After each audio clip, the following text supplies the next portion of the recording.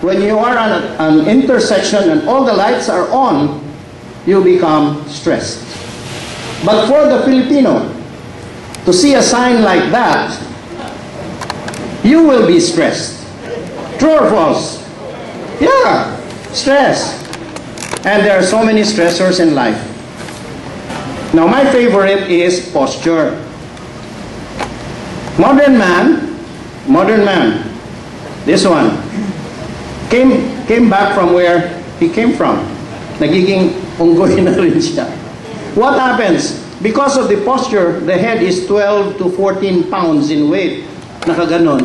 Always with neck and shoulder pains. Females, tingnan nyo yung bag ninyo. When you put your bag, even if the bag is very small, automatically the shoulder is like this. Diba? Nakalock yung muscles dito. So what happens? You always have headache, neck pain, shoulder pain. And when there is a bag, what do? Iniipit nyo, di ba? Kasi maraming snatcher. So pag ipit nyo, the normal gait pattern of swinging is not there anymore. So what happens?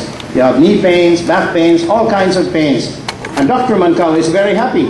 Especially, I see women in where I work in Ortigas. They have 3 bags. One bag for their standard bag with 3 cell phones, water, payong, and makeup kit. Di ba?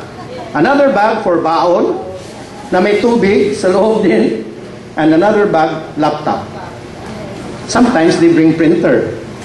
Sometimes they bring transformer. Oh, okay, class. There was a time they used to do that. But the trend now, especially in America and now in the Philippines, is this.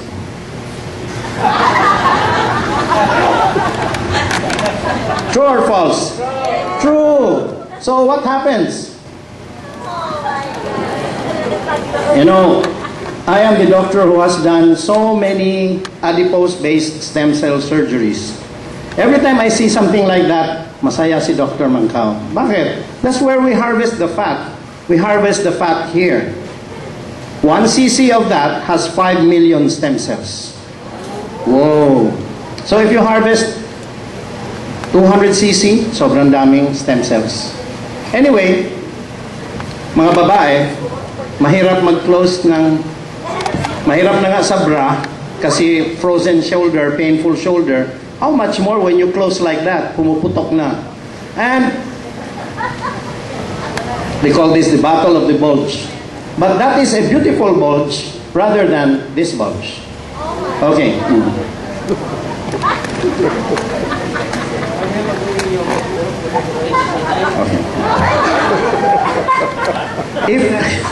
If you have loading problems because you are obese, the biggest problem is the insult to your joints. That is why yung lecture ni Doc Rylan kanina was very, very appropriate because sobrang bigat na. Plus yung mga bags pa. Diba? So this is a problem. Whether you like it or not, you will have early onset of degenerative joint disease. Okay. As you grow older, mga lalaki, you will find out that when you get older, everything hurts. May arthritis na, di ba? 1 hood, 2 hood, dito. That's painful. And what doesn't hurt doesn't work. Naintindihan nyo ho, mga lalaki? Especially more than 40. Why?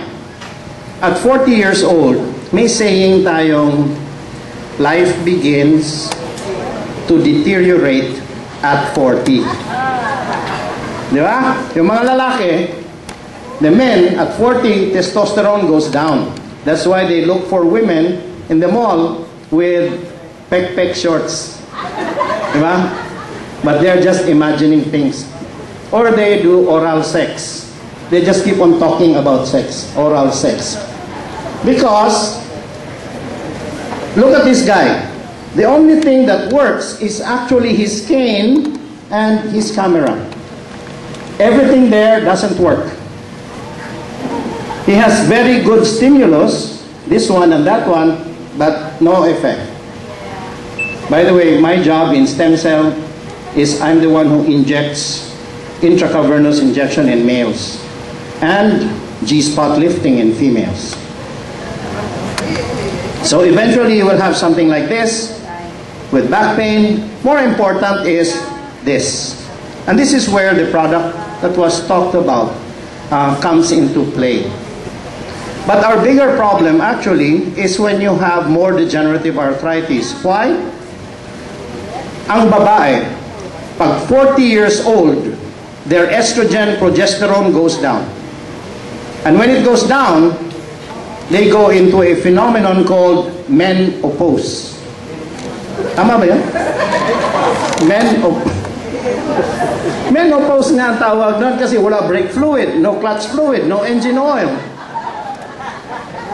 Okay? So, you add stress. Workplace stress.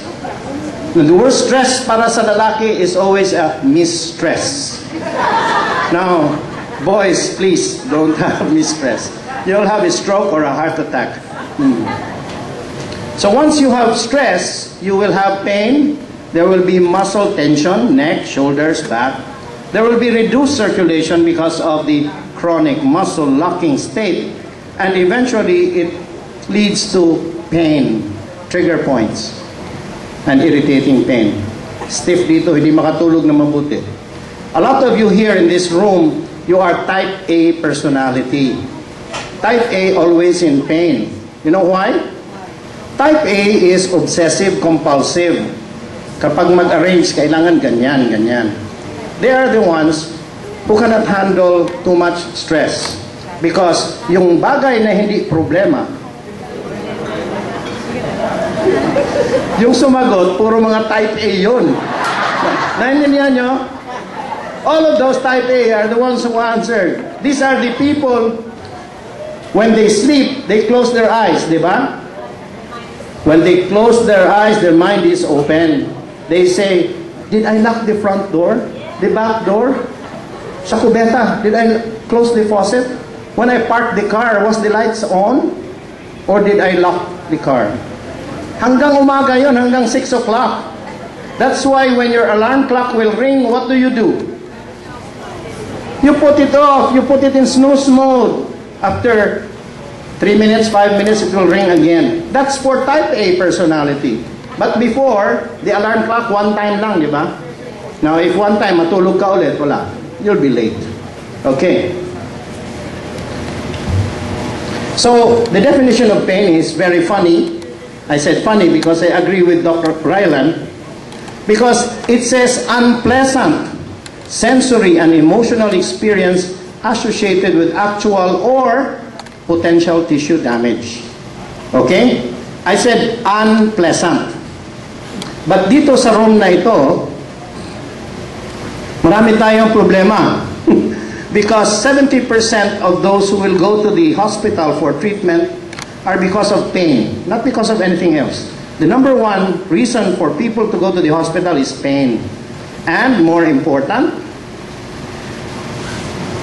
the pain levels will increase and increase. And now it's the year 2014. That means a lot of you in this room have more pains than before. Kasi tumatanda na kayo, pumuputi na yung buhok. And when you compare the estimated incidence of pain between cancer, coronary heart disease, and diabetes, pain always number one. Why? Because all of them have pain also. When you have diabetes, you have pain. You have neuropathy. You have osteoarthritis, and you have other pains. So, pain, sometimes like that. And once you have pain, as if the whole world shut down on you. So it's now considered as the fifth vital sign. They should have done that before. I don't know why it's only lately. So headaches. Ganda, ano? Nabibiyak yung ulo niya, lumalabas yung masamang espiritu. Okay. Now, can you look at this face? In my clinic, hindi alam ng pasyente pagpasok pa lang niya, I already know where the pain is. I know the intensity of their pain just by looking at their face. Now, if that is your wife, Don't talk to her. She might do this to you. Naintindihan nyo? Because migraine headache is so incapacitating, it's like a knife going through your head. And when you're in pain, you feel all alone. Everybody is smiling and you are the one in pain. Wawa ka naman. Now, why is headache a problem? Because only 1.2% is mild. Everything is severe. Kala nyo, headache madali lang? No. Most of the headaches are extremely severe or very severe. That is why you need to address it. This is what you call your grain, one-sided, classic migraine. But a lot of you have total, the head is totally aching. And pain can be here, there, and everywhere.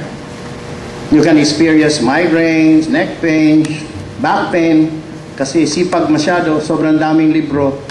Yung iba, yung misis nila, ang binubuhat. But yung misis naman, sobrang laki. So, talaga mag-back pain. And, of course, if you're very diligent in your job in the office, please do not follow this girl. That will really give you pain. Now, there is this slide about the young people in America. 87% have back pain. But you will notice that 13% have no laptop. Naintindihan nyo? Yung laptop talaga, demonyo yun. Kasi, ganun ka, and that you're going to have back pain. Some of you have pain everywhere syndrome. May taga-sikihon dito. Once you have pain everywhere and you go from hospital to hospital and hospital, you're still in pain. They give you tons and tons of drugs, you have new pain. Diba? Sumasakit yung tiyan, pag-take nyo ng gamot, humihilap. And then, sometimes you can have bleeding, peptic ulcer, perforation, penetration into the head of the pancreas. These are nightmares in medical practice.